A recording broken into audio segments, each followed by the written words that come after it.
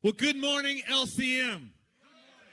Today is March 3rd, 2024, and the title of today's sermon is Unbreakable Bow. Can anybody acknowledge with me what a whirlwind these past few days, weeks, and months have been?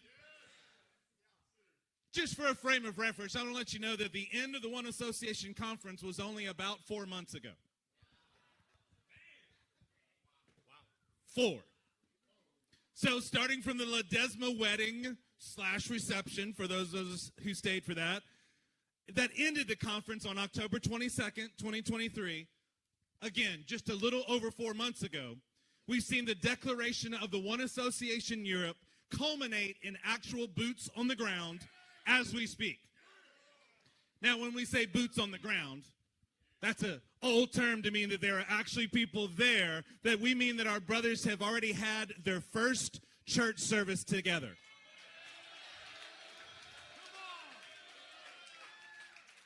Y'all, they started traveling this week. They got there and they had their first church service today. This may or may not work, so don't get your hopes up too high. But we even got a quick little video for you to see parts of their service today.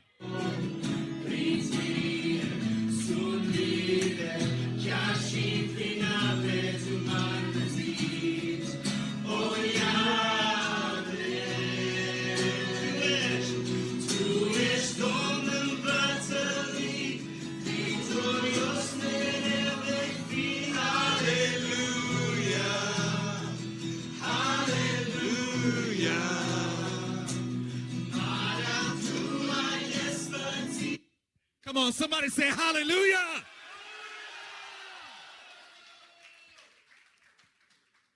And in just a few short days, we're going to have the entirety of their beautiful families joining them as they further the investment that in one respect feels like it happened in a flash.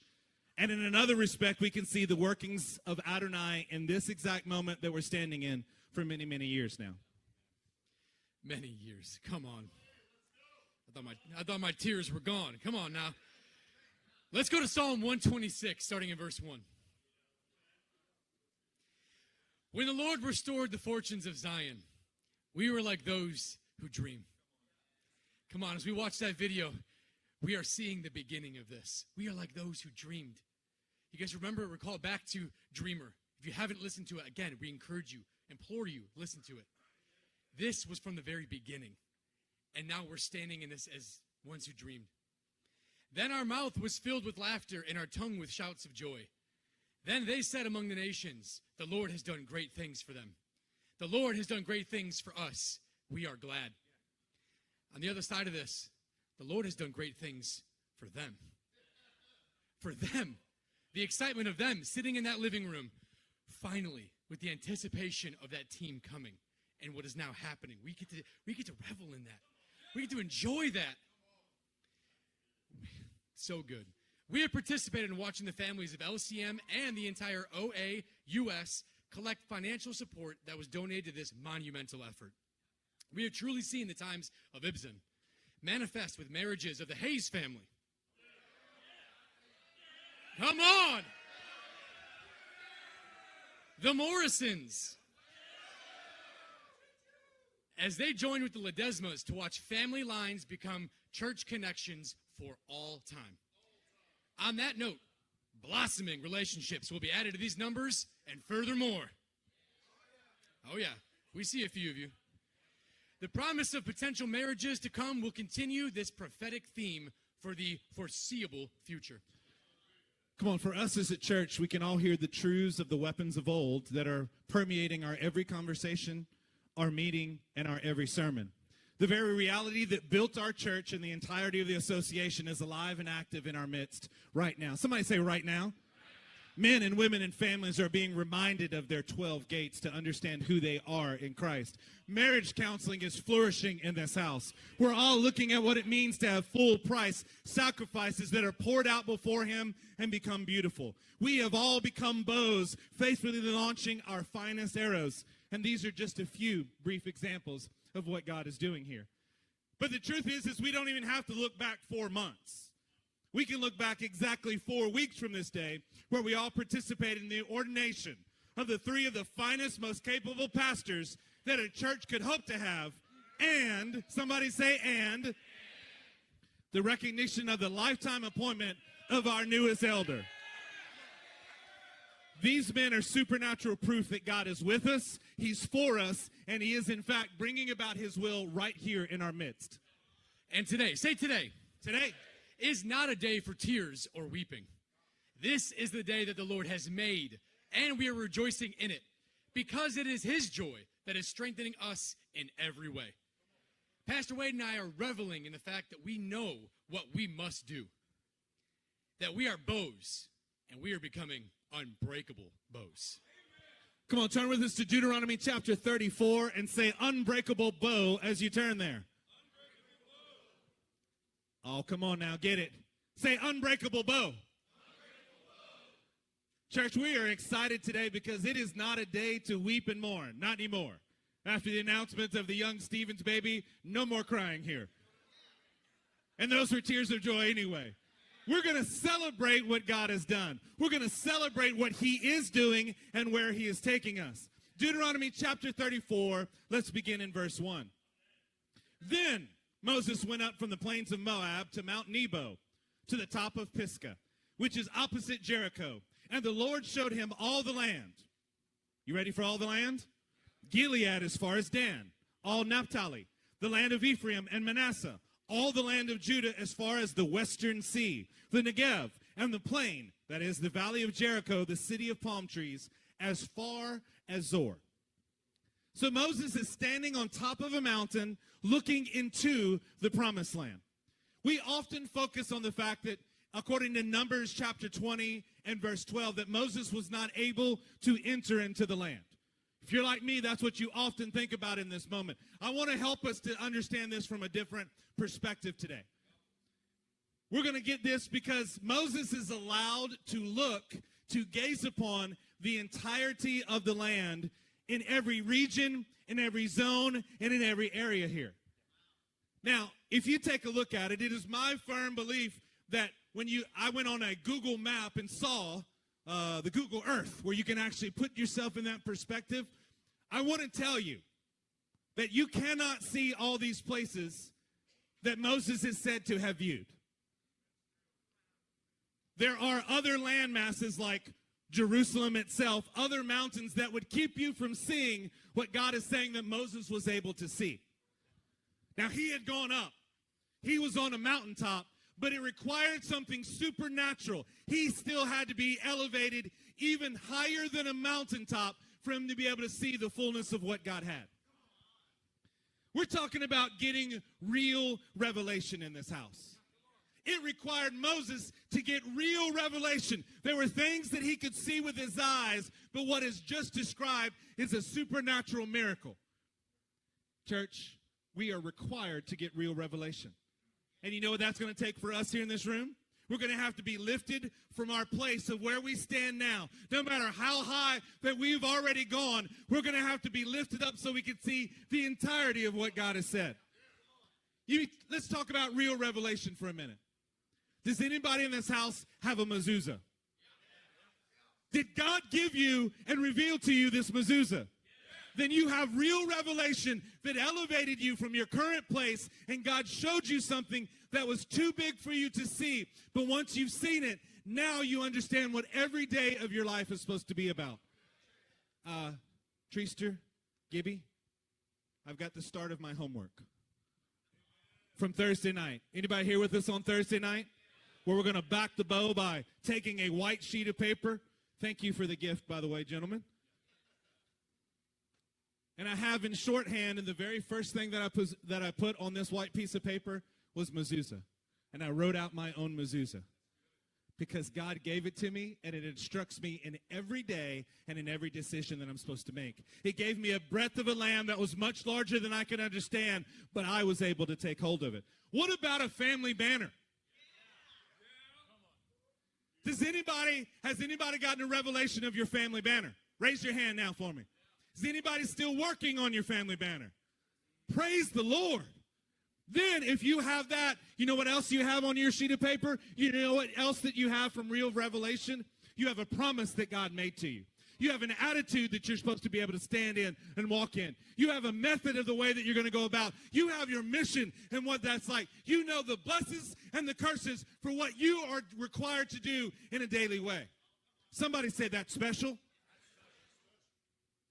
See, what you have written on your white sheet of paper, what we're talking to you today about is not something that we're like, well, I kind of like Charlie's. Charlie seems to have heard from the Lord. I'll have what he's having.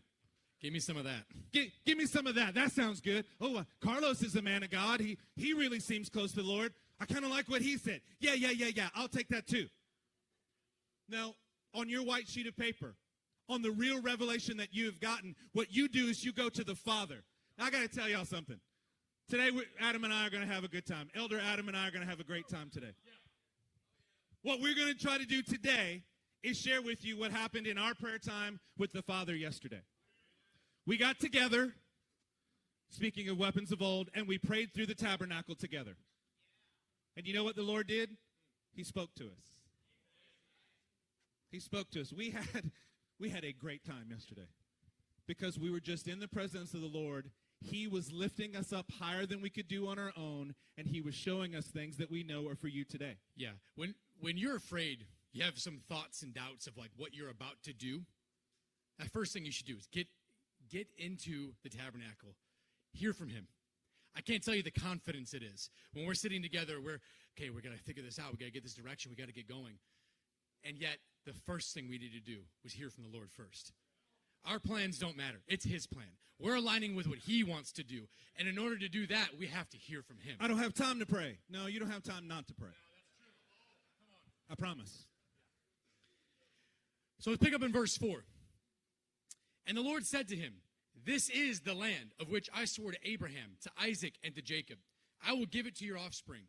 I have let you see it with your eyes, but you shall not go over there. God is speaking to Moses about a plan that is bigger than just him. The land is expansive. The purpose spans back all the way to Abraham and his descendants. The scope will require generations of offspring. Oh, man, Gibby. Generations of offspring to conquer, occupy, and develop. God is speaking to Moses about what it means to be a bow. We are now reviewing a task list for Moses to accomplish. Not a task list. We are seeing what his lifetime has ultimately been aimed at. This interaction with Adonai is not about Moses alone, what Moses alone can accomplish, as if he was an arrow. This interaction is about what the impact of Moses' life will be since he is a bow. This is what made Moses unbreakable. This is what made him the man that he is. His eyes were not dimmed. His vigor was unabated. Because he had to be unbreakable to be able to launch an entire nation to the target God had for them. An entire nation. That's arrow after arrow after arrow. I'd be unbreakable after that too. Real revelation is unbreakable. Somebody say, real revelation is unbreakable. I want you to notice this verse really, really briefly. That when God is speaking to Moses, what does he do? He not only gives him what his future is going to be. Let me talk to you about your descendants. But what God does is he ties it in with the promises that he's already made. A real revelation from God definitely points you forward, but it is always in perfect alignment with what God has already said. It's in alignment with his word. It's in alignment with the promises that he's already given you. That's what makes this real revelation. Let's look at verse 9 in Deuteronomy 34. And Joshua, the son of Nun, was full of the spirit of wisdom, for Moses had laid his hands on him. So the people of Israel obeyed him and did as the Lord had commanded Moses. And there has not arisen a prophet since in Israel like Moses, whom the Lord knew face to face. None like him for all the signs and the wonders that the Lord sent him to do in the land of Egypt, to Pharaoh and to all his servants and to all his land, and for all the mighty power and all the great deeds of terror that Moses did in the sight of all Israel. Now this is pretty amazing. We skipped over a few verses that actually let you see the death of Moses. It explained that death that he had there. So literally Moses is gone, and his story is being finished by the men who came after him and were trained by him. Joshua is finishing the writing of Deuteronomy. If Moses is gone and Moses wrote the Torah, how are these last few verses in the Torah? It had to be Joshua that was writing this.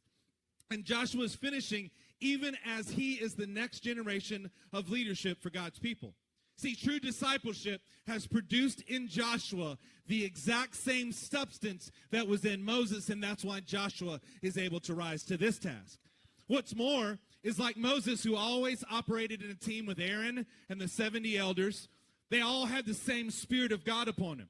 From Deuteronomy 10, we know that after Aaron's death, Moses worked in a team with Eleazar as the high priest. And now Joshua is operating with Eleazar and that tandem and that team along with the 70 elders to become a collective part of a unified team to lead God's people. Church, this is a new generation of leadership that we're seeing here. They honored the previous generation because they had become of the exact same substance. Did you hear what Joshua just wrote about Moses? There's never been another one like him, except that Joshua is going to do the same and more of what Moses just did. So the homage that is being paid here to Moses would be frail and fickle if it were just left to words on a page. Anybody ever tried to say nice things to you, but it fell kind of short? It fell kind of flat? See, real honor is seen that from the moment that these men and the people forged ahead, they were forging ahead in the same power, the same manner, and the same way of life that they had been trained in. You want to honor those that have gone before you? Live in the same way that they did. Accomplish more than what they did. It's nice for words, but words fall short if your works aren't matching them. You have to step forward and say, I will pay homage to what God has done by living up to it and increasing it and multiplying it. See, being an unbreakable bow requires that others be raised up in the same spirit of the men who've gone before us, with the expectation of exalting and magnifying the work even further. Yeah. Joshua spends decades on a leadership team that sent forth arrow after arrow, resulting in the conquest of the promised land and the division of the inheritance for God's people. You can know for sure that Joshua wasn't just a bow. He was an unbreakable bow because of how the people responded at the conclusion of his ministry. Remember, real revelation is unbreakable. Real revelation in you makes you unbreakable. No amount of failure caused Joshua to set aside the real revelation that he had about Adonai or the real revelation that he had about who he was. I'm going to say that again. We need to hear this in this room. No amount of failure caused Joshua to set aside the real revelation. The real revelation. Or the real revelation he had about who he was. That revelation was unbreakable. No amount of opposition, no amount of battles, no amount of war caused him to fail to function as the bow that he was. The revelation in him made him unbreakable. Now, if you guys remember, Pastor Eric a few weeks ago, during the sermon, beautiful, he asked a question. Have you ever considered that your life will be summarized after you are gone in a single epitaph written on a stone marker for your grave? Remember that question? It's sobering, right? I think about the things that, yes, I want to be remembered by. The problem is, it's not just about what I think. It's not about what I want it to be. It's going to be what others would write about me. So it is an evaluation of our faithfulness to the revelation that we have received and the costly nature of our personal sacrifices for Adonai. In light of that, I have another question for you. More than what people will say about you when your work on earth is done, what will they have been transformed into because of your work in their life? The work in their life. It is a good question. Real revelation in you, demonstrated through the works of your hands, makes your deeds for others unbreakable. It transforms them. It helps to shape them into who they are by seeing your life. That's the epitaph. That's the legacy that goes on after. That's what people will carry on.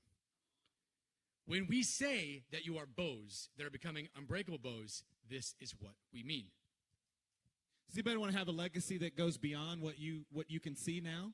Do you want to make an impact on the people around you? Do you want to accomplish God's will for your life? Well, we know that you do because you're here. That's actually why God brought you to this church. You could have been a lot of other places, but he brought you here to move us well past just thinking about ourselves, to then thinking about what our families will accomplish, but ultimately accomplishing God's will. It's still not self-serving. We are ministering to him. We're understanding that his goal is what has now become our goal. See, let's turn together to Joshua 24. We're going to take a look, and we're going to go to the end of Joshua's life. We've been doing a lot of study over the last few weeks and months on Joshua. We've gone through many of the stories in the book of Joshua. So let's advance. We just saw the end of Moses' life and that transitional period. Now we're going to look at the end of Joshua's life to see what Joshua accomplished in the hearts and the lives of other people. Joshua chapter 24 and verse 31. Somebody say unbreakable bow when you're there. Israel served the Lord all the days of Joshua and all the days of the elders who outlived Joshua and had known all the work that the Lord did for Israel. See, it's the two phrases here that really show the unbreakable nature of Joshua's ministry. The first phrase that we have is Israel served the Lord all the days of Joshua. What an amazing thought that in his entire life was producing such good work in other people that it caused the nation of Israel to be able to serve God rightly. In these next two phrases that we see, it shows us the unbreakable nature of Joshua's ministry and leadership. He not only led the nation to victory after victory, but he raised up men who were able to carry on the work and magnify it in every way. Israel served the Lord all the days of Joshua and, somebody say and, all the days of the elders who outlived him. Joshua, being an unbreakable bow, allowed his influence and his strength to last beyond his own lifetime. What he did and accomplished was not just for him. It was not even only for his day. It outlasted his life. Let me just say it in a different way. Moses was able to see beyond his own land. Somebody say that's amazing. Joshua was able to live beyond his own lifetime. He was able to live beyond his own lifetime. Somebody say that's magnification. And this is what being an unbreakable bow is all about. See, the final phrase in the verse proves what we're saying to you. It wasn't just that the elders outlived Joshua, as in this is an order of timing or the order of your arrival. Well, we weren't here at the beginning of LCM, but you're here now. I wasn't here at the beginning, but I'm here now.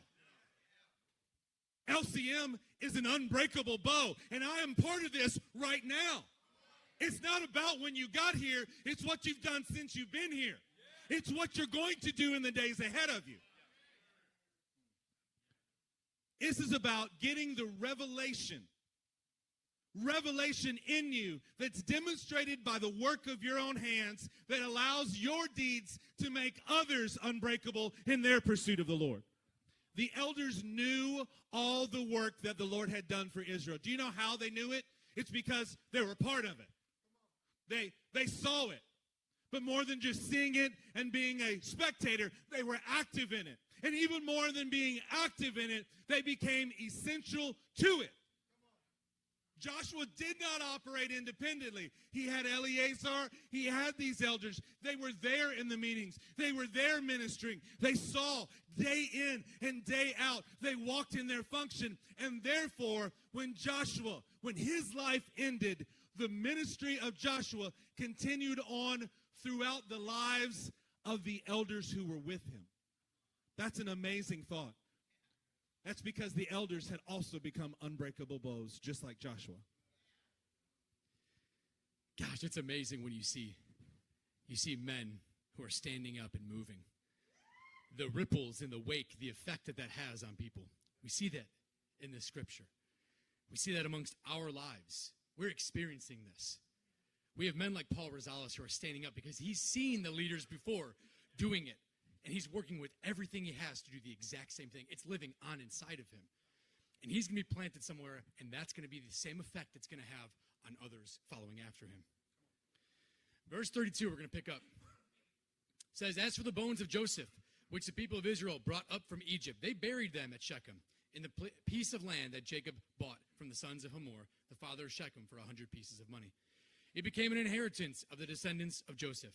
And Eleazar, the son of Aaron, died, and they buried him at Gibeah, the town of Phinehas his son, which had been given him in the hill country of Ephraim. The amazing part about receiving real revelation is not that it only gives you insight for the future, it also helps to fulfill every promise of the past. One more time.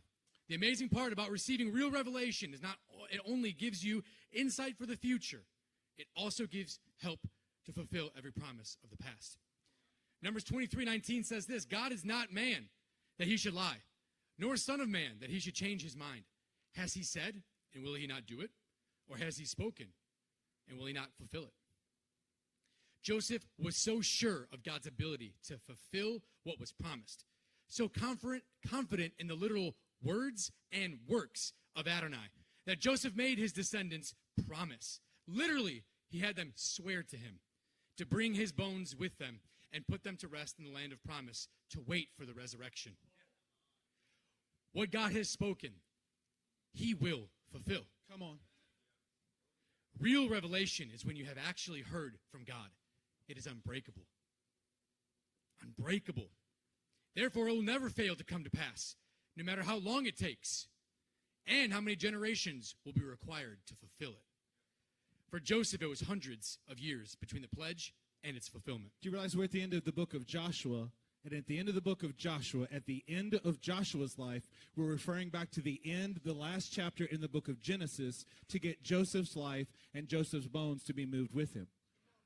It took hundreds of years for them to be able to fulfill the promise that Joseph made them swear to him, but they did it. This moment of victory in Joshua's life was not only about elders, it was also about fulfilling promises that some of the men who were standing there may not have even been aware of. God is able to accomplish many, many things at the same time. So what does that mean for us? We should have the same confidence that Joseph did. We're standing on promises. We're standing on revelation that we've received. He had so much confidence in God's promises that he said, bring my bones with you when we succeed. He was finishing his part of the race, but knew that there was more race to run. Church, there are past promises, vows, pledges that we'll be allowed to help fulfill even as we are advancing in our day and time towards Adonai's ultimate plan. Okay, let us help you get this for just a second, okay?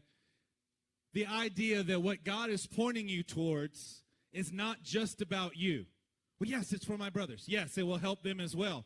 It will also fulfill things that God has said to generations past that he is using you to be able to accomplish in your day, or to be able to further it so that that promise is accomplished yet in the future. The idea that Joseph's bones, promise me, because I know what God has said. I know where the people will go, and I know that he has a land marked out for us. Promise me, people, that you will take my bones with you. That you will take my remains. That I may have actual my remains buried in what God has said. And every generation that came after that was fulfilling promises that God had made to them. He was moving them forward, and this promise never left. Do you see why it's so important for us to understand the promises that God has said, of what he said to us as a body? It's more than just you. It's more than just you figuring out. It's us getting real revelation, because real revelation addresses the issues and the promises of the past, and it points you towards your future while giving you what you must do today. Somebody say, that's real revelation. Guys, that's freeing too when you hear the way that the Lord directs you.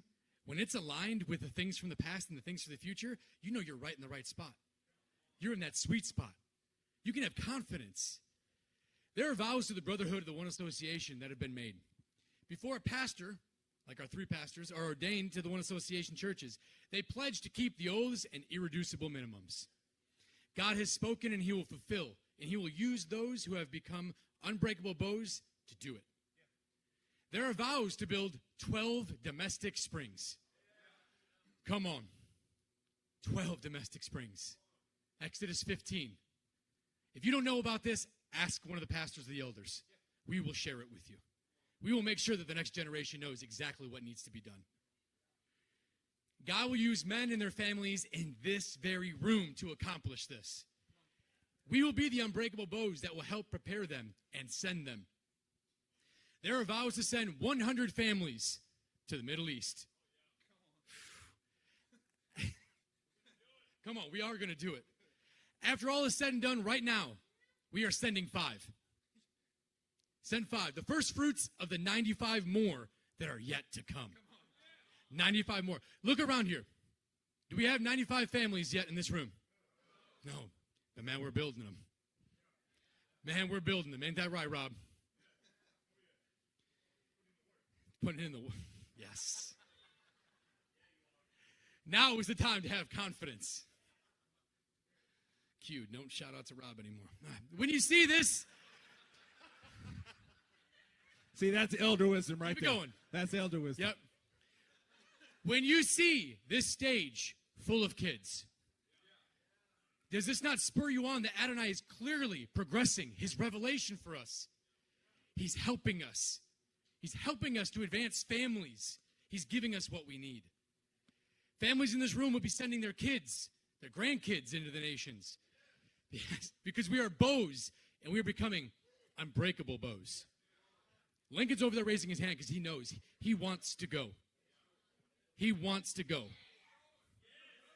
He will be going. I want to share with you guys when I came here and the revelation that was that illuminated to my eyes. Okay, I was a man that I wanted to lead my family well. I wanted to do the right thing. I wanted to help them, but I didn't know how to do it. I had the intentions, but I didn't have the vision. I didn't have the tasks to do it. You need both. What I got when I came here was exactly that. I saw men who were leading their families because they had vision and they had tasks set out before them. They had revelation. Revelation, like things like 1,000 generations. Or the sermon, Can You See It? Literally, can you see it? That was in November of 2020. We just got here. We were here for 2 months. That revelation opened my eyes to what had to be done. You guys know that I took it in my own power to not have children anymore. Because of that sermon, because of the revelation given to this body, that changed everything. That changed me and caused me to action. I went and I had to change all of that, and we did. We did. And we have Mordecai in our family. And we have baby Denisa.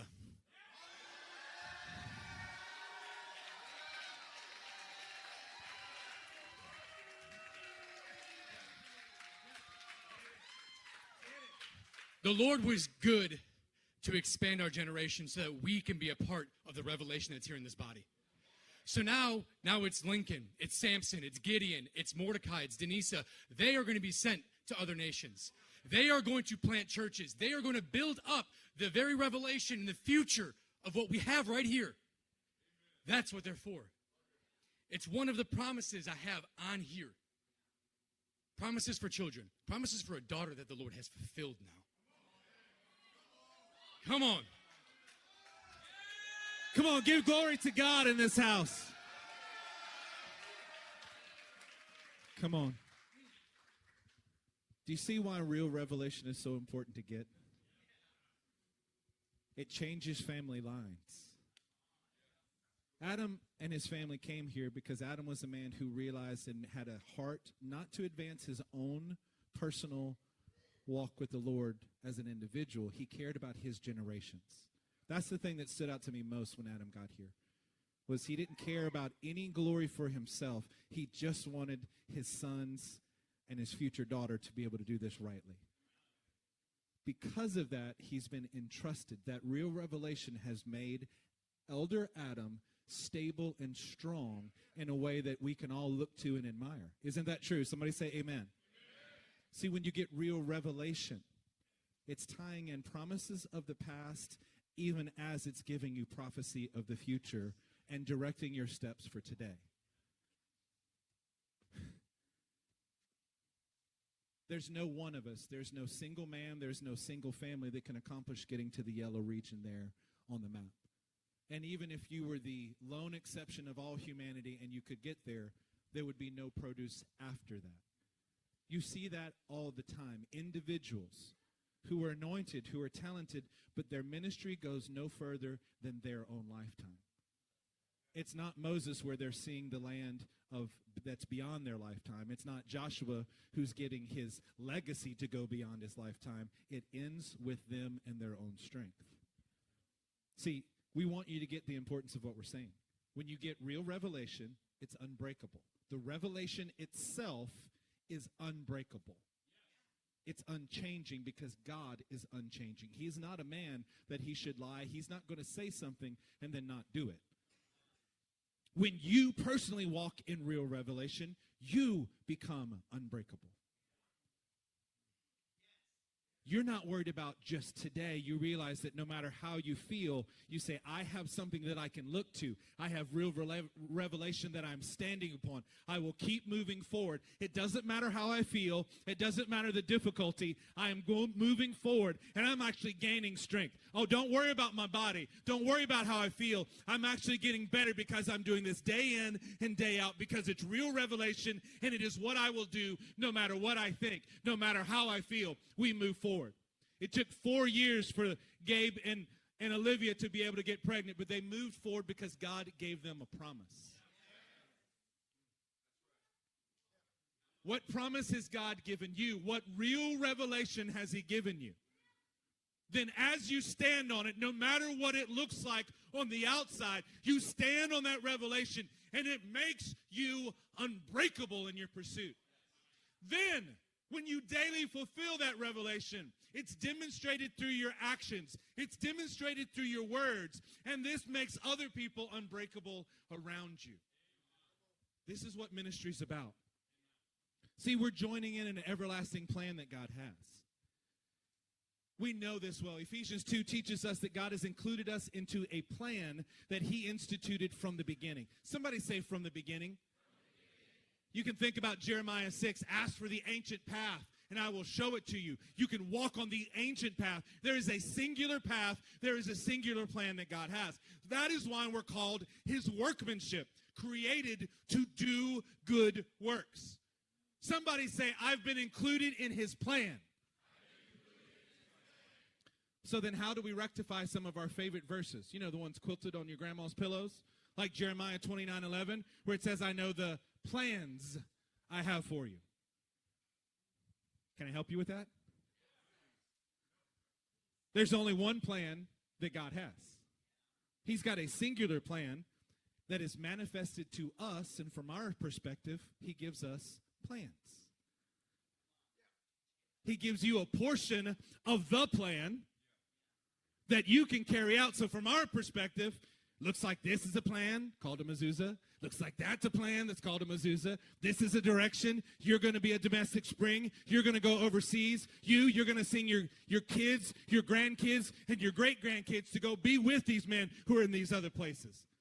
It looks like plans when you're looking at it from our perspective, but God has a singular plan that you get to have a portion of. That is such good news.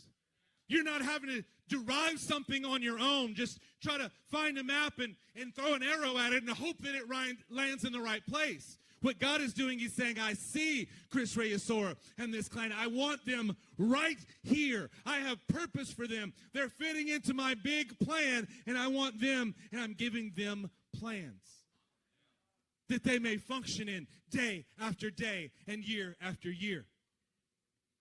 Real revelation ties you into the plan of God for all of mankind. You don't have to have happy feet to try to guess what God is going to want you to do. Maybe I should go here. Maybe I should go here. Look at me, church. God put you here for a reason. What he's going to tell you to do today is not so drastically different than what he told you to do yesterday. You know why? Because there's a singular plan that he's working on. And you're part of the plan. He brought you here to be developed. You are a bow. What God is developing you into is that you become an unbreakable bow. You are already part of a church that has sent out wave after wave of arrows. And we're going to keep doing it. We're not even remotely done on what we have to do. So let stability find, and let's stand in the stability and strength that God has given you. I look at Mr. Carlos and Miss Pilar. Don't y'all love them? I love that God brought this family. Yeah, we like Carlos a little bit too, but I like Mr. Carlos. God brought them here to be a part of his plan by giving them plans. That should give you confidence in what God is doing in you. You don't need to run around. You need to just stand exactly where he's put you and trust. Keep doing what he's given you to do over and over and over again.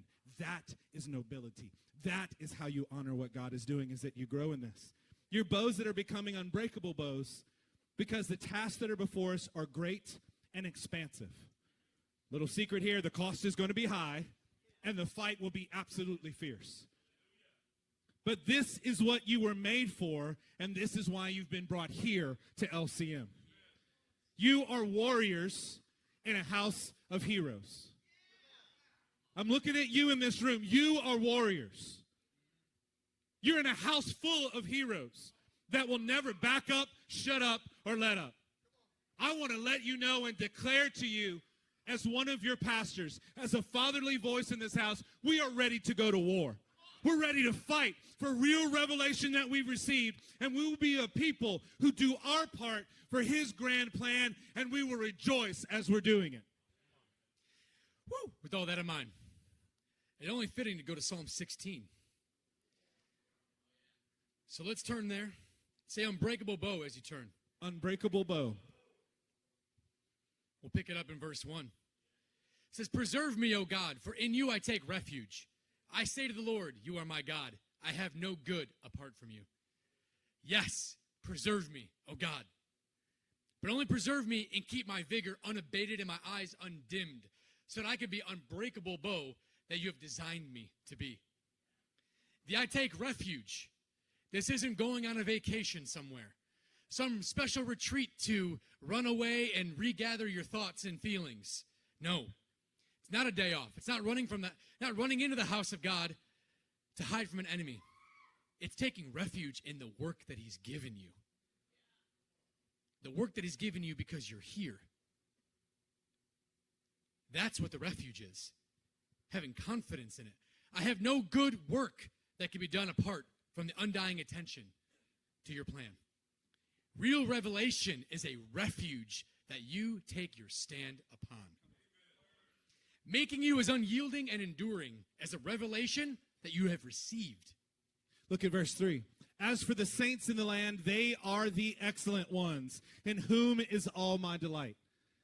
Didn't that just delight you to see our brothers in their first service today? Didn't you love Pastor Peyton singing it in Romanian already? That's amazing. Yo, they got there this week. I think Thursday our time is when they all got there. They don't have beds yet. They may not even have a toilet yet. Yeah. And what did they do? They got about the work of the kingdom. You ready for this? You want to honor our brothers? Get to work. We can rejoice while we're doing it. Get to work. What has God given you? They're going about it because they're excellent ones, and we can take delight. As your pastors and elders, we're taking delight in this room and what you are to accomplish. We've taken the target so seriously that we get to celebrate and love the ones that he does. They are excellent, and they are standing with us. Come on, it's one thing to have to do something by yourself. Even if you were by yourself, you and the Holy Spirit is a majority every time. Somebody say, and when you get to stand with brothers, I'm not at a loss if I have to do it by myself, because many great men stand and do it. But you know what God's plan is? God's plan is that you can stand with brothers, the excellent ones. Take delight and say, no, I am a bow. I will keep launching. Oh, you're doing the same thing? Yes, let's do it together. Let's hit the target. Let's stay on plan for what God has for us. We are in our formation. We're standing in rank. We have our eyes toward him, and we're receiving the revelation that we need. Can somebody say amen to that? I promise you that our issues are not that we don't have enough revelation.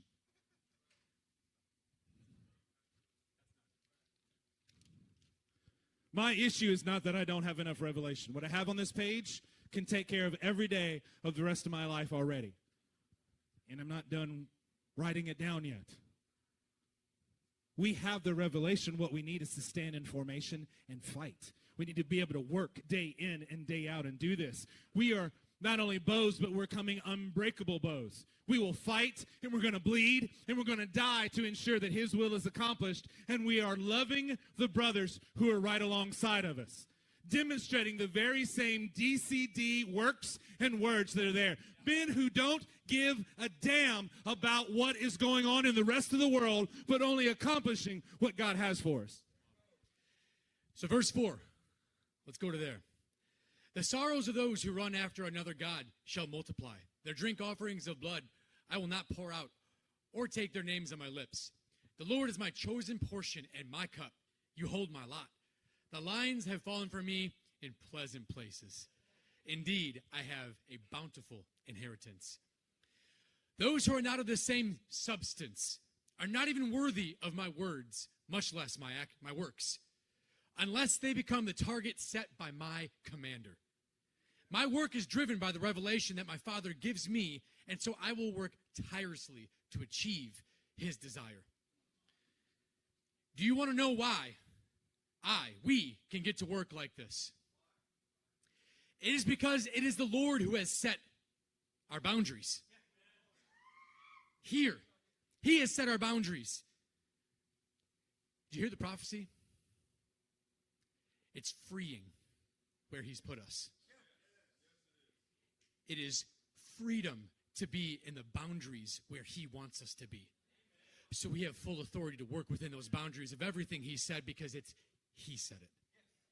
He's getting rid of every other distraction, everything else that's being pulled up out of our lives, so that we can do the very functions that he has. That's going to be what's going to sustain us. That's going to show us the exact work we need to do. He has designed our target, and it is he who will receive our all. I will stretch out again and again within these pleasant places and occupy all the ground that he has assigned to me. I'm a bow, and I will become unbreakable as this revelation makes us unbreakable. Church, like we said it already, isn't there just such that freedom that's there? Freedom of what we're supposed to do. Having these kinds of boundary lines is not restrictive in any way. It's freeing in every way. Knowing my portion and my cup gives me the focus to know what I must do today. The importantness. We're not going to get stuck in, well, that's just so far away that I don't do anything right now. It's here and it's now. We know what to do because God has given us the boundary lines where we've fallen. We know the things that we need to do. And if you don't, let's start with just Abigail and the ball cards.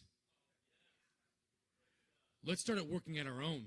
We know exactly what we need to do. If we don't know anything else, yes, we do.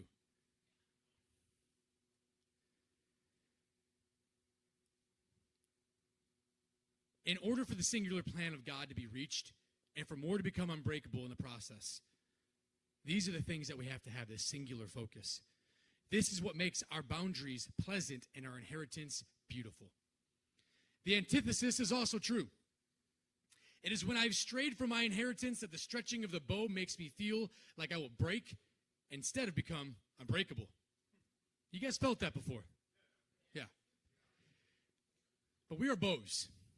We are designed to be under tension, to be stretched to our capacity, to be in the midst of battles and warfare and function exactly as God has made us again and again. Come on, somebody say that's good. So what do you do now? We get to work implementing the real revelation that you received. We're not waiting for a day off in the future. Get on a long road trip, you're counting down the miles, you're thinking, you're daydreaming, you're whatever. But when you finally get there, it's time to get out and get after the reason that you were on the trip in the first place. We have entered into a new realm. We've entered into a new time. We have what God has already given us, and the trip is here. It's time for us to stand up and get to work in our own lives and to do this together. Real revelation in you is what makes you unbreakable. Real revelation in you through the work of your hands and the words of your mouth makes those around us unbreakable. Because real revelation produces real work. How about Proverbs 12:11? Let me just read this to you for time's sake. Whoever works his land will have plenty of bread, but he who follows worthless pursuits lacks sense. All right. I just want to tell you it takes real work day in and day out to be a bow that has become unbreakable. Anything and everything that is not in alignment with the genuine revelation that has been given is a worthless, empty pursuit. Other translations say those who daydream. Some say those who chase fantasies. Yikes. The word there in the Hebrew is about being empty and worthless. It's the word wreck. When you are pursuing something that is not zeroed in on the revelation that God has already given you, it's a worthless pursuit. So don't read what you have on the screen here, though. He who follows worthless pursuits lacks sense. It's not that you fail to understand or to comprehend what's going on. Me, I'm not smart enough to figure this out. Put those thoughts out of your head because that's not what this verse is saying. It's actually worse than that. The Hebrew says that you actually lack heart. When you are following worthless pursuits, you lack heart, not intelligence. See, when you've neglected the work that God has put before you, it is both a sign and a cause of heart failure. It's both a sign that you lack heart, and when you're not pursuing the work of the Lord, it causes you to lack heart. So let me help you. In the natural, you got to be careful to keep those BPM, those beats per minute down and beating too fast from any particular activity. You might want to slow down. You might want to sit down. You might need to catch your breath. But, somebody say, but, in the kingdom, you will have heart failure when you aren't working as a bow on the behalf of others. Those of you who understand your Nabal traits and your Abigail traits well, most of us in the room, when we are focused on ourselves, is when our Nabals flourish. When we are focused on others, we start getting this thing right, and we start feeling the approval of God. Because that is how the kingdom is worked. When you work wholeheartedly, you'll not only have the actual bread that you need, or I guess the bread that you need, you'll have the heavenly provision that will sustain you long after the natural food is gone. You don't need to take time off from working and collect yourselves when it's God's vision and his revelation to you. The very thing that will protect your heart, the very thing that will cause you to not lack or lose heart, is to step forward into what he has said. This is what makes you bold of heart. This is what makes you strong in what God is doing, and it ultimately makes you unbreakable. Come on. All right, we're going to continue this theme. So as we go to Ruth 2, starting in verse 5, let's say, I want to work. I want to work. So it says, then Boaz said to his young man who was in charge of the reapers, whose young woman is this? And the servant who was in charge of the reapers answered, she's the young Moabite woman who came back with Naomi from the country of Moab. She said, please let me glean and gather among the sheaves after the reapers. So she came, and she's continued from early morning until now, except for a short rest. You guys know this story very well. Ruth has found the right field to be in. She has found those pleasant places for her to expend herself, and she has not failed to work hard. Her undying efforts showed that she had not lost or lacked heart, but rather that she was overjoyed to be given the opportunity to give her full all, expend her last bit of strength, be stretched to the limit, and she's become unbreakable in that process. Church, how does it feel when you are stretched to your capacity? And yet you are becoming unbreakable. It's a needed stretch. We need it.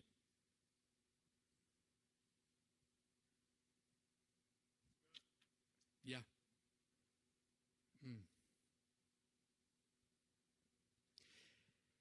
Can I keep going? That's the next question. Can I keep going in this? Do I have what it takes? Should I slow down and take a break? No. I mean, after all, can my heart take it? Your heart can't take not giving your all. It can't take not giving your all. It is needed. Look at the final phrase, except for a short rest. We want to give you guys a little, expound on this a little bit. Ruth was not slacking or lacking heart in this. It's not her just running away like, I'm going to take my rest because I've worked too hard. That's not it at all. She was honoring the principle of the Sabbath. This is the rest that she had committed herself to. That word there for rest is Sabbath. When you work and you expend yourself and you give everything you possibly can for the 6 days of the week, who gave man the Sabbath? He gave man the Sabbath to rest fully, to reflect.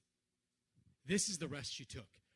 It wasn't that she was trying to hide off because it got too hot in the middle of the day. No, she worked hard.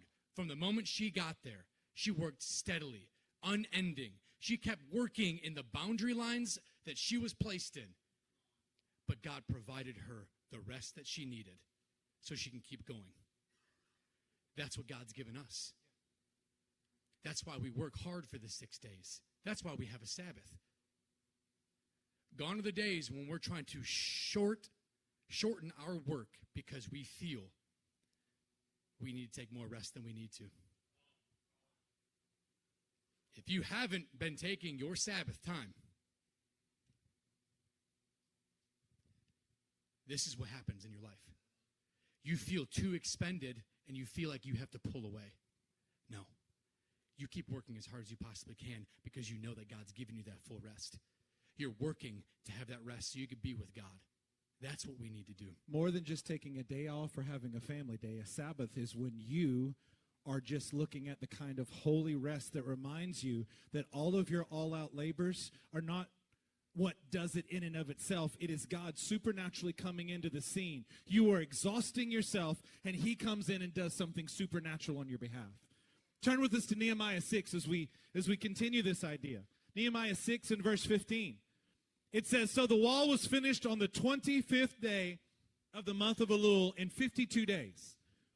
And when all the enemies heard of it, all the nations around us were afraid and fell greatly in their own esteem, for they perceived that this work had been accomplished with the help of our God." So the Israelites have just finished a monumental task, and it only took them 52 days to do it. They exhausted themselves clearing the rubble, fighting with opposing forces that were without and within. They faced ridicule, threats, and enemy forces. But the end result of this kind of all-out work was the testimony of God's help that caused all of those enemies, all of those foes, and every schemer to cower in fear. They, the enemy, were the ones whose pride was crushed. The enemy were the ones who actually came, get this, to a revelation of who God is. When our enemies heard of it, all the nations around us were afraid. They fell greatly in their own esteem. They perceived, the enemies perceived, that God had been with us, helped us to accomplish what had been accomplished. That's amazing. See, our works and our efforts, driven from the place of his revelation, make the results both supernatural for us and even for the naysayers and the enemies that are around us. Church, becoming an unbreakable bow requires that you stand in and on the revelation that you have. Real revelation helps you to stand in the midst of tension.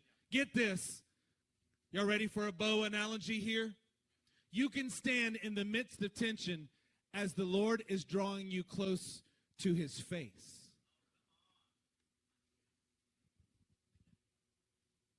When we think of these principles, it's easy to drift into the idea of us being the archer. We've talked about being an unbreakable bow all day today. It's been a theme in the last week or so. If you're like me, if you're not careful, you drift in the idea of you being the archer that's holding the bow. No, we're the bow. We are the bow. He is the archer. He is the one who takes us into his hands, and that tension that's being added is actually getting you close to his face. It is putting you right there beside him. Remember, you're a bow, and you're becoming an unbreakable bow through this process. Your job is to stay under the tension. You can't alleviate the tension and still be a bow. You've got to keep the tension there. You've got to be assigned the right arrow to develop and to launch. And you've got to be stretched beyond what you feel like you can do. But this stretching brings you to the face of God and gives the power for his will to be done on earth. He's drawn you close. He has set your direction and aim. When we're talking real revelation, you are not the archer in this story. You're the bow. You point at and look at what he's told you to do, and you just get ready to fire again and again. Tension and then launch. Tension, yes, that's what we were made to do, because he's the archer for you. He draws you close. He sets your direction. He empowers you to be able to accomplish what his desire and his plan is. It's your job to work with all your might. That's your job. Work with everything that you have. Go beyond what you think you have. Keep getting stretched. Stay under tension. It's your job to have those arrows be launched out. But you're an unbreakable bow that is in the hands of God, and it causes you to be close to his face every time when you feel like you're under the most tension and maybe even about to break. See, it's your job to work. It's his job to make you unbreakable. What honor is there in waging war against a far lesser enemy? None. Zero. When you know beyond a shadow of a doubt that you will win, no honor. The greater honor comes as you enter the battle, unsure if you could be victorious, but you fight on nonetheless. The greatest honor comes when you enter knowing that you will die, but that he is worth it anyway. You boldly, joyfully enter the fray with nothing but the faith that says that you will exhaust yourself in this great contest of the faith. We never seek to preserve our life, our reputation, or our agenda, certain that our God will achieve through us more than our own self-preservation could ever hope to. We are bows, and we are in his kingdom. We're going to turn to Leviticus 26, verse 3. Say unbreakable bow as you're turning. If you walk in my statutes and are sure to obey my commands, I will give you your rains in their time, so that the land will give its yield and the trees of the field will produce their fruit. We battle to walk in his statutes and obey his commands, and he gives that which you cannot do for yourself. He brings the rains that water the fields and actually causes the growth. This is the assurance for those words and whose works put on full display the victorious, conquering, all-surpassing faith in their God. Look at verse 5. Threshing season will extend for you until the season for harvesting grapes. And the season for harvesting grapes will extend for you until sowing season, so that you will eat your bread until you are satisfied, and you will live securely in your land. LCM, I want to remind you, everybody look up here for a second. You are not an empty granary. Rather, you have come to LCM that is a rich storehouse of treasures from heaven. And you have become a storehouse of treasures of the word. We are a storehouse of men who commit all, risk all, and endure all for the sake of the kingdom. This is what the prophecies for the past few weeks and even months have been to you. I want to remind you that you're fruitful, that you are faithful, and that you are fiery in your pursuit of the Lord. That's who you are. Somebody say, that's who I am. Of course, we are jars of clay in this process. Of course, there's this, we are victorious and we feel frail at the same time. Yes, that's what it is to be a bow. I feel like I'm going to break, but you're not. You're here. You're stronger. You're better. You've launched more at this point than we ever have to this date. He is with us. Do not lose heart. These light and momentary afflictions that you have, they're working something into us. He's showing us something eternal. So we stand up and we do exactly what he's told us to do. Come on. Verse 6, I will grant peace in the land so that you will lie down to sleep without anyone terrifying you. I will remove harmful animals from the land, and no sword of war will pass through your land. You will pursue your enemies, and they will fall before you by the sword. 5 of you will pursue 100. And 100 of you will pursue 10,000, and your enemies will fall before you by the sword. This is the conflict you have entered into, church. So don't worry, little flock. You have been given a kingdom that cannot be shaken. Oh, yeah. Verse 6 says that Adonai will grant you peace, and verse 7 says that you have to pursue your enemies and strike them down with a sword. This is because you have been given peace. This is because you have been given shalom that requires you to go to war and make that peace is made manifest in your own land and in your own day. Let us call to you today to become unbreakable bows that are useful to the master and in constant warfare, so that the unseen nature of the kingdom of God is brought here to this earth. Hear the charge of the Prince of Preachers, Charles Spurgeon. He says, strife until death, battle throughout life, fighting with a certainty of victory. How is it that the same gospel which always speaks of peace here proclaims a warfare? How can it be? Simply because there is something in the world which is antagonistic to peace. There are principles abroad which cannot bear light, and therefore, before light can come, it must chase the darkness. Before summer rains, you know it has to do battle with old winter and send it howling away in the winds of March, then shedding its tears in April showers. So also, before any great or good thing can have the mastery of this world, it must do battle for it. Satan has seated himself on his blood-stained throne, and who shall take him down except by force? Darkness broods over the nations, nor can the sun establish his empire of light until he has pierced the night with the arrow sunbeams and made it flee away. Hence we read in the Bible that Christ did not come to send peace on the earth, but a sword. He came to set the father against the son against the father, the mother against the daughter, and the daughter against the mother, the mother-in-law against the daughter-in-law, and the daughter-in-law against her mother-in-law. Not intentionally, mind you, but as a means to an end, because there must always be a struggle before truth and righteousness can reign. Alas, for that earth is the battlefield where good must combat with evil. Angels look on and hold their breath, burning to mingle in the conflict. But the troops of the captain of salvation may be none but the soldiers of the cross. And that slender band of bow must fight alone, and yet shall triumph gloriously. Enough shall they be for conquest. The motto of their standard is enough. Enough by the arm of the helping Trinity. Somebody say enough.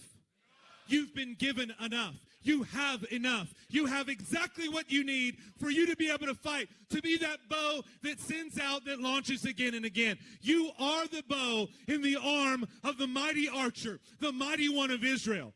You not only have enough to be a bow, but you have enough to be an unbreakable bow. The Apostle John not only agrees with this, but declares it even more so in 1 John 5:4 for our final scripture.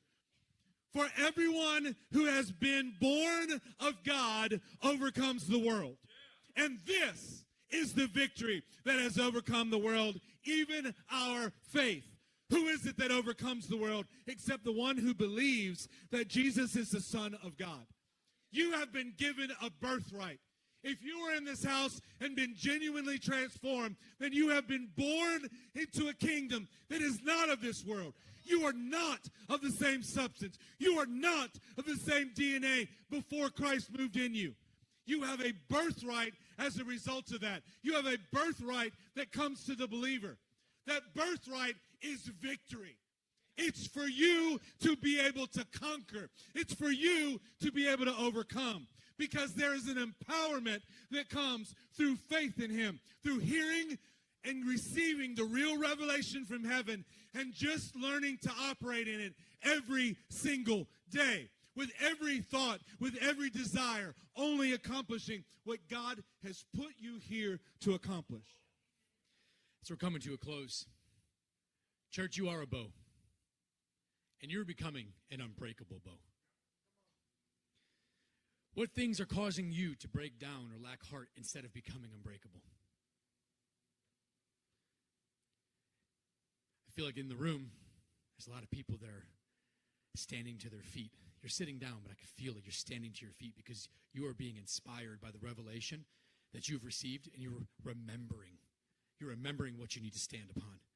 It is igniting something inside of you. Remember, real revelation is unbreakable. Real revelation in you makes you unbreakable. And real revelation in you through the works of your hands and the words of your mouth makes others unbreakable. So our altar time now is going to be very direct and very clear for us. When you evaluate the fact that you are a bow, then the question then becomes, what are you launching every day? What are you launching every day from your life? We're talking to you about not only the works that you do, but the words that come from the center of your being, from your own heart. We have to have both our works and our words in tandem to launch things out rightly. Are you trying to do the right kind of works, but your words are faithless, filled with the drudgery that you feel like you're explaining what the stretching feels like? This is too much. I don't think I can handle it. Do you have the right kind of words, but your works are not showing that that is actually coming from your life? Are we preaching better than we're living? See, God is going to help us today. This altar is designed. Did you hear the way that we said it all throughout the sermon? You are a bow. You're already there. What we're becoming and what I'm talking to you about is about you becoming an unbreakable bow. The kind that continue to launch God's will forth every single day, over and over again. Rejoicing in the tension, rejoicing in the stretching, because you know that that puts you close to God's face. It puts you close that you can see what he is actually seeing. Your perspective changes, and your works and your words align. Stand to your feet with us now as we put one final scripture on the screen. John 14 and verse 10. It says, "Do you not believe that I am in the Father and the Father in me? The words that I say to you, I do not speak on my own. I do not speak on my own authority, but the Father who dwells in me does his works." That our words and our works might be in alignment, that as we are standing on true revelation, that is itself unbreakable, that while we are standing in it, it is making us unbreakable. This altar is for the place for those who need to stand on the revelation that God has, become unbreakable in your actions, in your words as well. Mighty God, we love you. We honor you. Move upon our hearts today, O Lord. Lord, that this church is a church filled with bows. Lord, and your desire for us is that we become unbreakable as we stand upon your revelation, as we have both worthy words and worthy works that are before you, because it's accomplishing your will. In Jesus' name.